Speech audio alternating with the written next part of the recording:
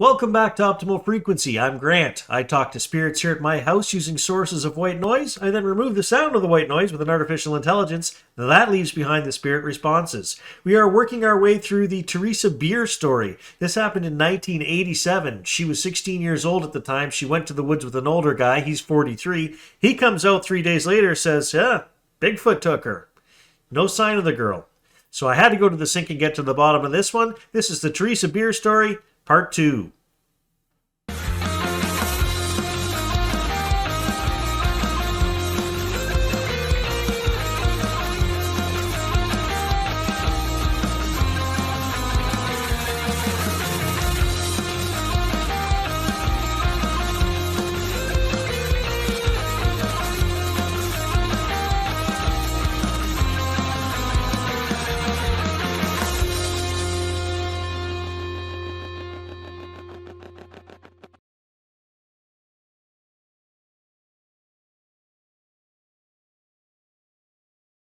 On Friday, June 5th, Skip's car was spotted parked by a trailer park near the town of North Fork, a small foothills community that serves as a kind of gateway to the Shut-Eye Peak region of Sierra National Forest.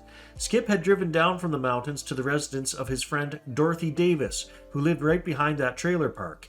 Days later, Dorothy told authorities that Skip was extremely upset and possibly high on something when he showed up. He told her about a girl that he had left up in the mountains. A satanic group had gotten control of the girl and had physically changed into something all white-looking. 2 days later, Skip was picked up by police at his mother's house in the Sunnyside neighborhood of Fresno. He claimed that he had dropped Theresa off at school, but the police weren't buying it, and he was arrested. What do you know about a satanic group in that area?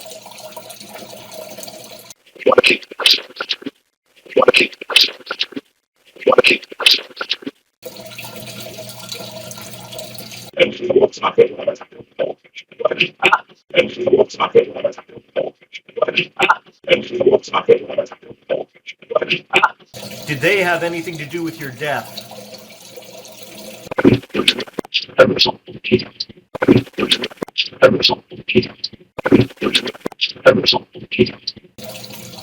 Theresa, where are your remains?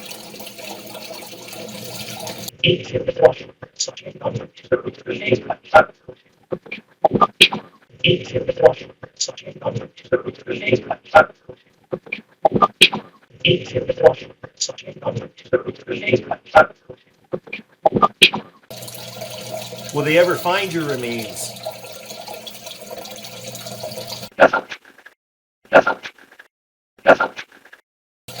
When Skip died and he crossed over, was he punished for the life he led here on Earth?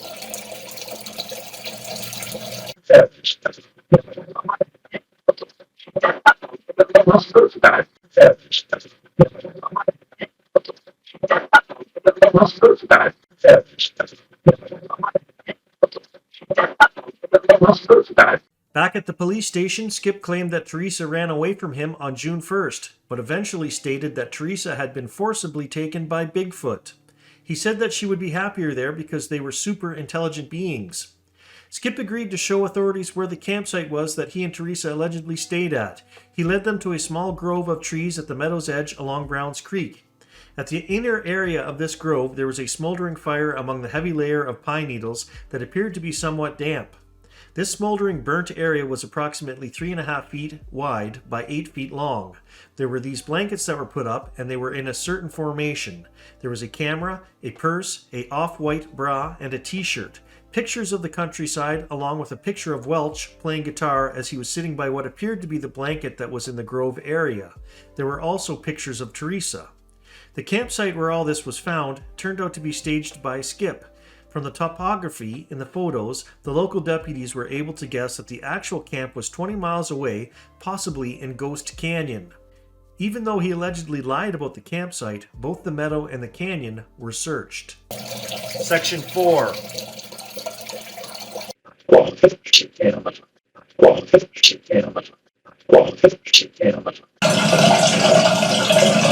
Section 4.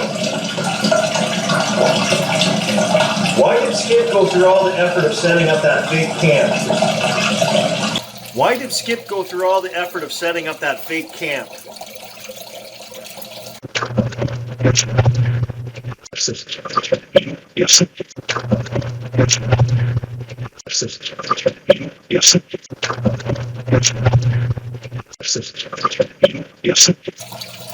Did Skip think he was smarter than the police?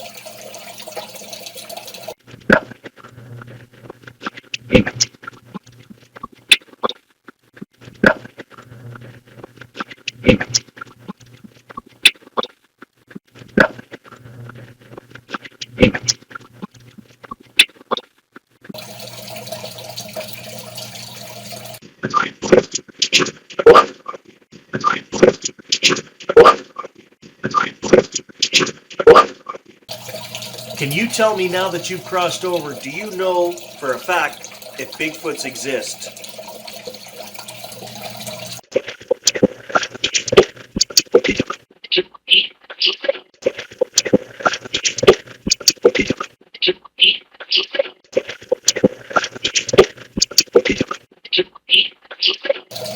Do you have any regrets from the life that you lived as Theresa Bier?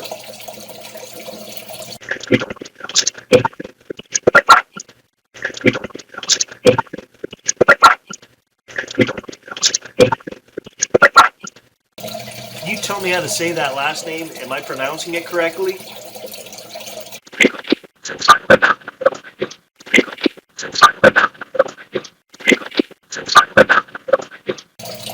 Are there others that are still alive today that need to be punished for your death?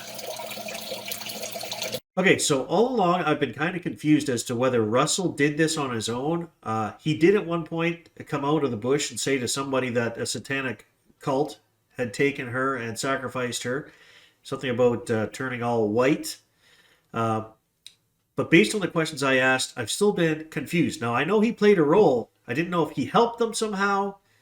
But then when I asked this last question, is there more than one person that should be punished? I listened to the Yeti camera, and I'm going to put on the screen what I thought it said, but it was so fuzzy. I was like, well, Satanists, there's more than one, it's making sense, but am I really hearing that? Then when I listened to the Sony camera, it's quite clear, and I think that she actually was sacrificed by a satanic cult. So I'll put both responses on the screen for you, and not pleasant.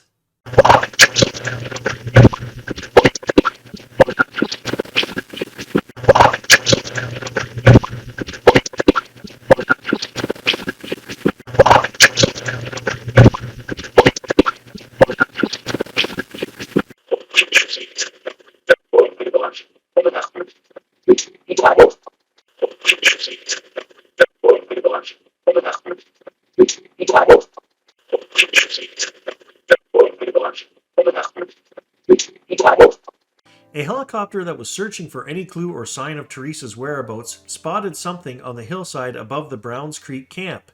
It turned out to be a blue shirt that belonged to Skip, and it had meth in the pocket.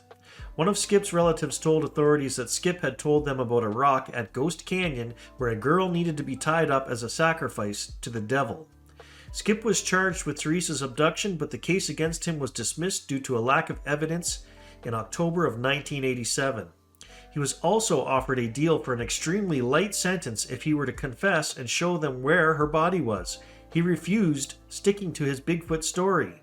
Searches of the Shut-Eye Peak area produced no clues as to her whereabouts. Are drugs like meth tools of the devil?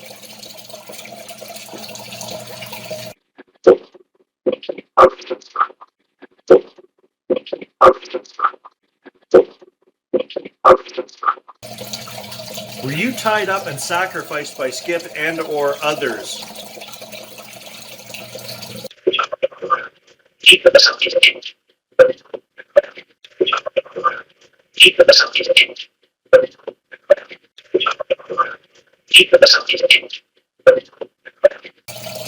Did that happen at a rock in Ghost Canyon?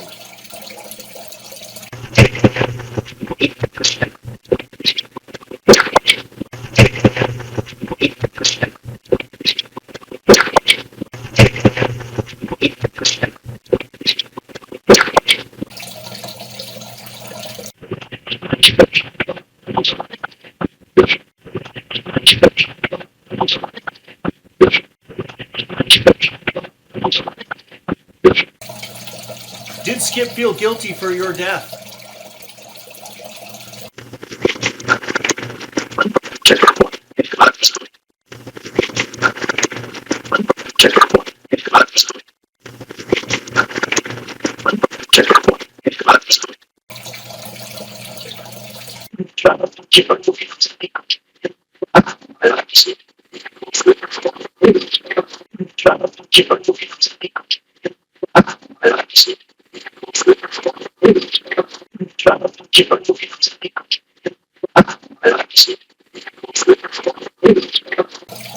Is there anything else we should know about your disappearance, Theresa?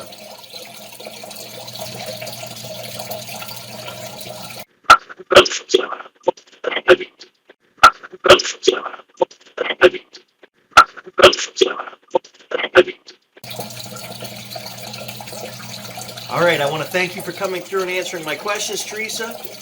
That's very helpful, and I'm going to analyze these answers to my questions. I'd like to ask the spirits, do you have a message for me today?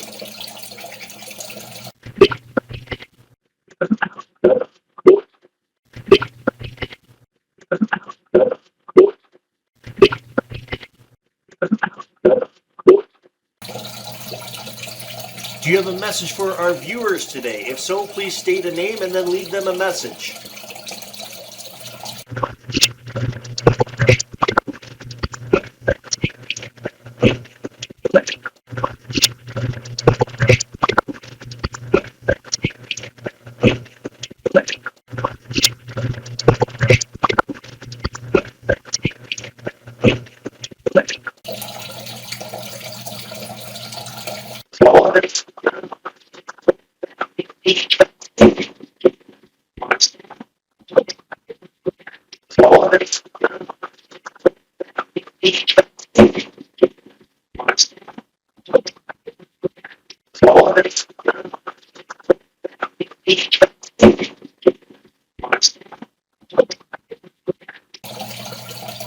All right, thank you, Spirit Team. Thank you, Spirits. Thank you, Theresa. Love, peace, joy, and adventure to all. I'm sending out the light.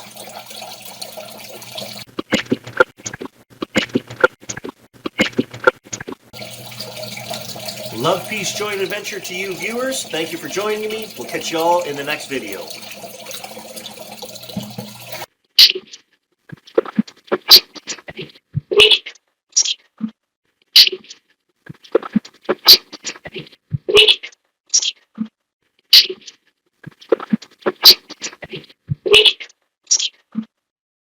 Okay, folks, thanks for watching that. I just had a closing thought, and that thought is that I get the feeling that Russell was a dirty old man at 43, meth addict, drug addict.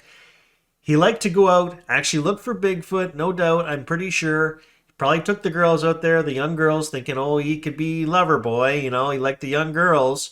I don't think he necessarily had anything to do with this satanic cult. I think that somehow they did take her. I think she was sacrificed. I think he's a drug addict. He could be used. I mean, I could be wrong about this. Maybe he did partake, but from the answers I was getting, that's not the way I took it. Anyways, we'll probably never know, but based on what the spirits are telling us in this one, that's my take on it. Thanks for watching.